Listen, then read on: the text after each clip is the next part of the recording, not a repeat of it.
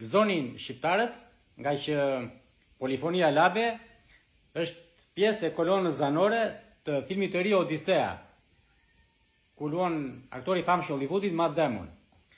Madje shumë trushplar kishin postuar video në TikTok duke krijuar lavdi imagjinare ilire dhe duke na nxjerrë dhe Odisen si ilir.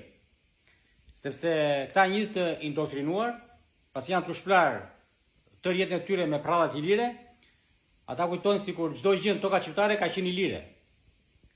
Dhe harrojnë fakte themelor, si Iliada dhe Odisea e Homerit, ku ilirët nuk përmenden fare.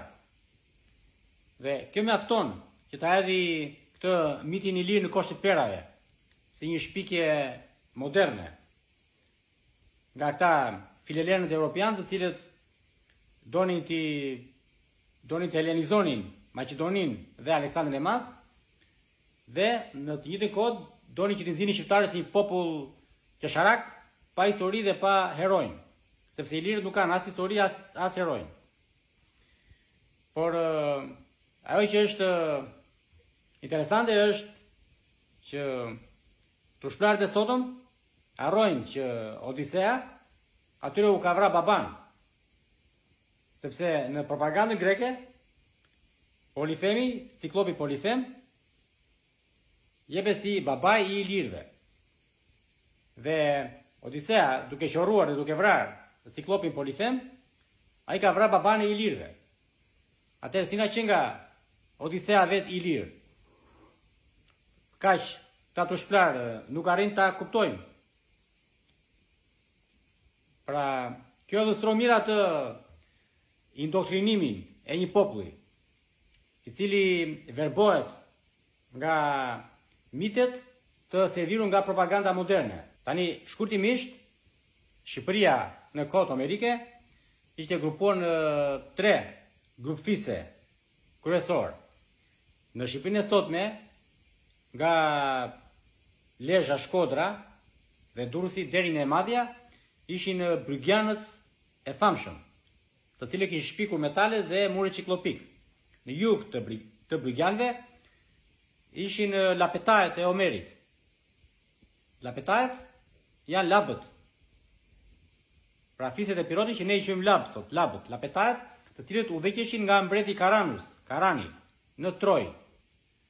Ky Karani më pas themelon dinastin Maqedone.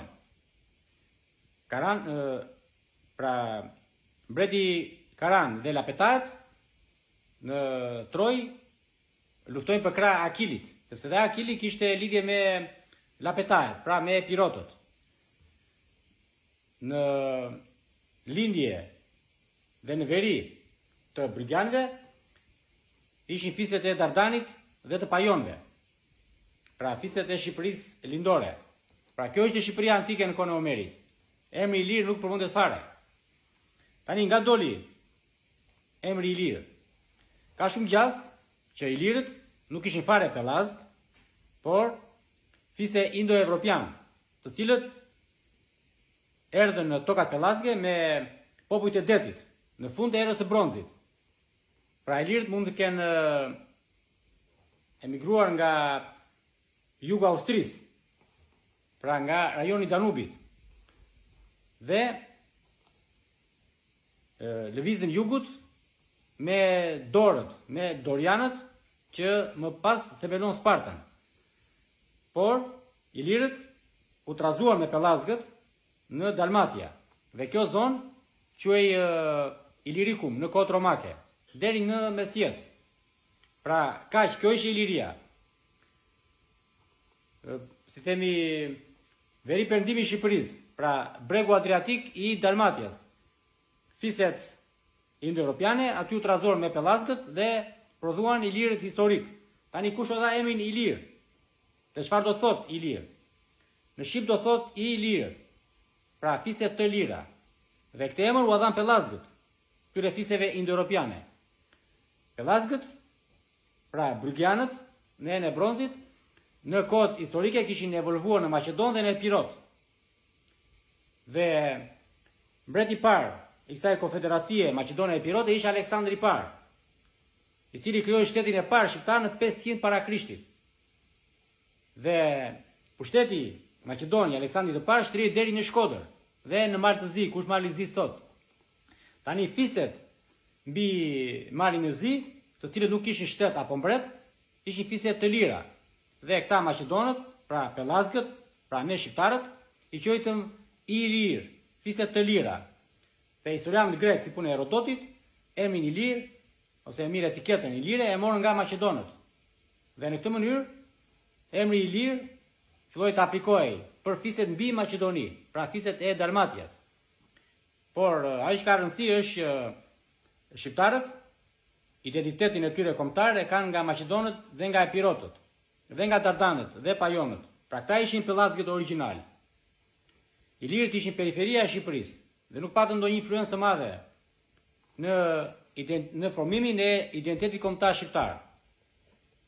Kështu që bëni kujdes nga kjo propaganda moderne dhe i shikoni historinë e Shqipërisë, si themi, në mënyrë të thellë, dhe mos u gënjeni nga narrativa zyrtare, e cila është e bazuar te premisa që lavdia e epokës së bronzit, pra brugjanët e famshëm, civilizimi brugjan, dhe më pas perandoria Maqedone dhe Aleksandri i Madh të fshihen nga trashëgimia shqiptare. Prandaj u shpik miti i Ilir.